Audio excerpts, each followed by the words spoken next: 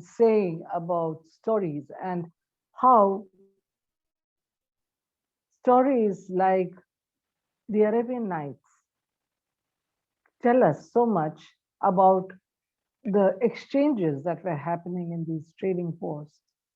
And as I mentioned, the flying carpet is not just a figment of imagination, it becomes a metaphor for journeying from one world to the other.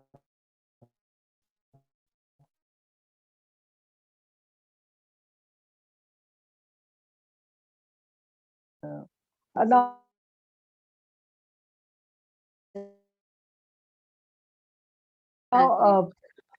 again, versions of Santur. I've seen Afghanistan has had versions which are string instruments, which are versions of the sarod.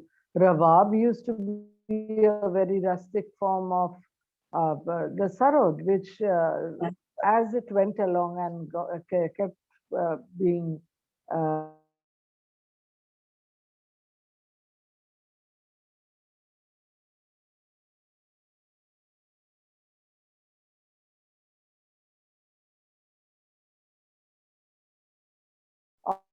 of the mountains he gave us, not just lyrical. It was, maybe because he had traveled through the mountains, through these formidable, layers of earth, that, and his palette. What a scintillating palette he brought with him. And it still remains one of the most mesmerizing views, images. We have photographers now. Dev Mukherjee, he also was with MEA, with the Ministry of External Affairs, and he has all along been a very keen photographer of the Himalayas. So painting, photography, and then in cinema, we've had Gautam Ghosh, who made a documentary, yes, several multi-part documentary. yeah. It started in 1994, and they traveled. It was a 30 plus group, I think.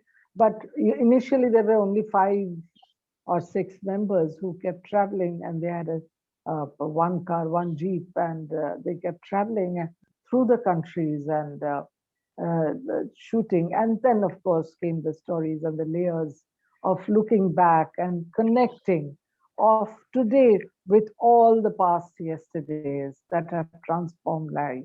And through it, the stories of the exchanges.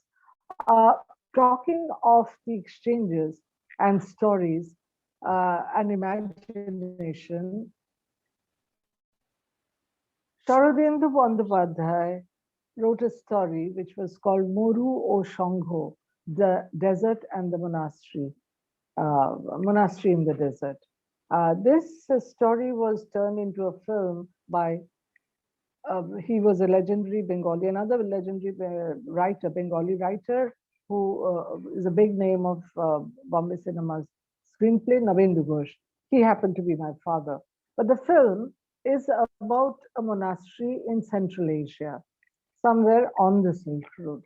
And it had portions where traders come to the monastery, they come with food, ration, and they come with clothes, and they come, those were not days when somebody could fly in, a helicopter could drop supplies, and so on and so forth.